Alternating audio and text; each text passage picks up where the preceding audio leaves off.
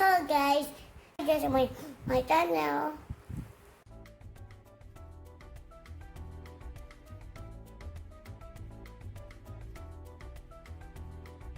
Hi, I'm Anadel Rae and welcome to my channel.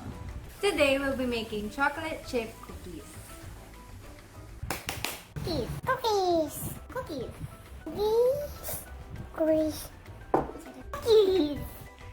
Ang una natin gagawin is maglalagay tayo ng 115 grams ng butter sa pan and iluluto natin siya in medium heat.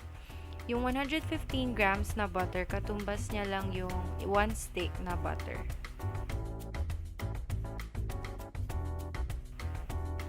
Habang nasa medium heat siya, make sure na minimix nyo para evenly na naluluto yung butter and hindi nasusunog yung nasa ilalim.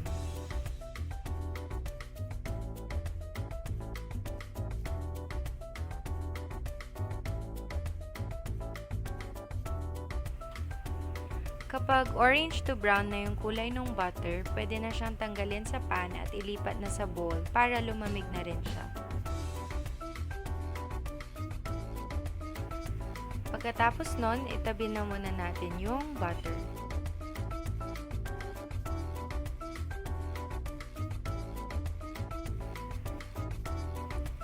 Next, sa isang malaking bowl, naglagay ako doon ng 1 1/4 cup ng brown sugar.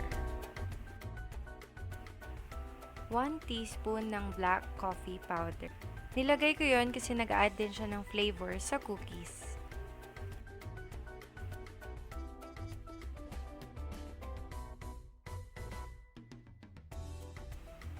2 teaspoons ng vanilla syrup.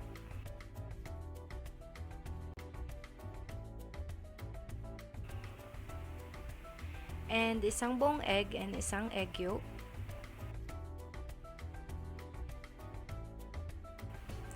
Kunin yung brown butter na niluto kanina and ibuhos lahat yun sa bowl.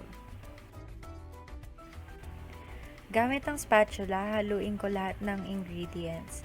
Hindi naman kailangan na spatula yung gamitin nyo. Pwede rin na spoon or basta kahit ano. Ang mahalaga is ma-mix lahat ng ingredients together.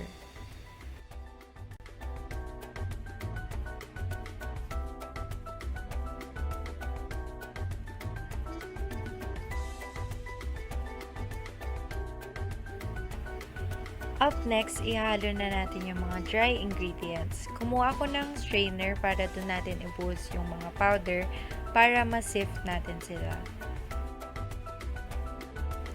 Sa recipe na to, gumamit ako ng 2 cups ng all-purpose flour, pero unang munang ilalagay is 1 1/2 cup.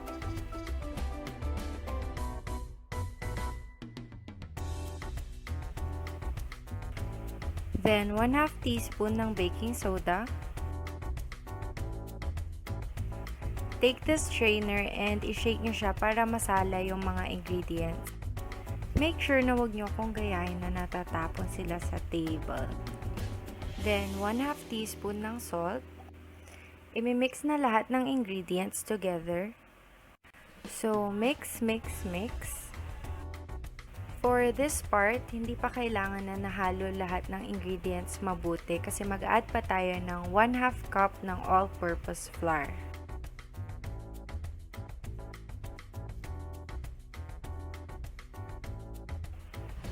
After this, ihalo na natin ang pinakamahalagang part ng chocolate chip cookies.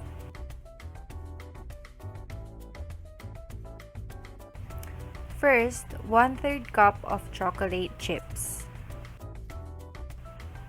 Then, mag-add kayo ng nahati-hati na dark chocolate. Itong chunks na to yung magbibigay ng parang bonus in each cookie. You can add as much as you want, pero ako nag-add ako ng more than 1 cup. At this part, medyo mahirap na siyang haluin, pero mix it as even as you can para ma-distribute yung chocolate.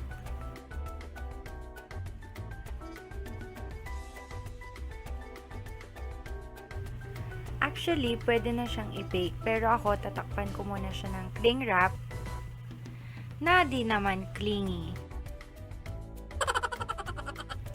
Kasi ilalagay ko pa siya sa ref overnight para mas mag-bind together lahat ng ingredients. Pagkatapos, hindi pa kayo pwedeng magpahinga kasi kailangan linisan natin yung mga ginamit natin para hindi magalit ang mother.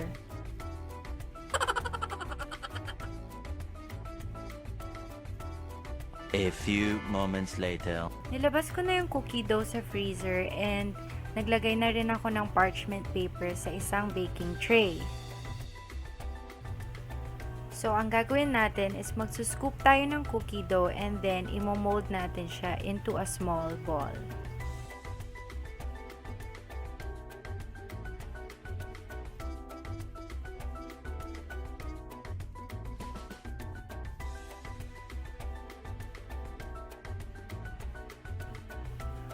For this recipe, hindi naman kailangan na magkakalayo yung mga cookies kasi hindi naman sila nagsispread out kapag niluluto.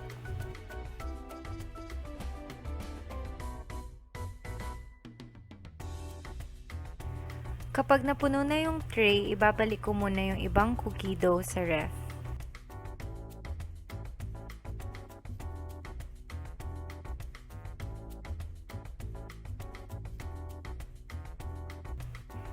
Nilagay ko siya sa oven at 350 degrees Fahrenheit.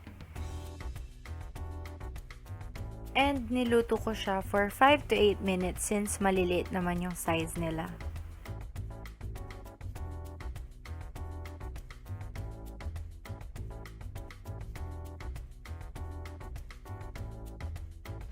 So these are the cookies after 8 minutes.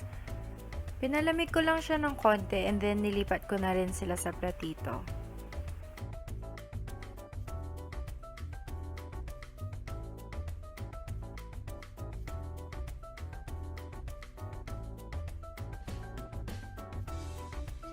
Sarap?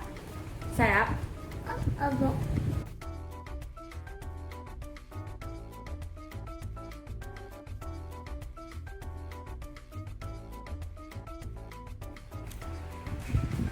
BJ!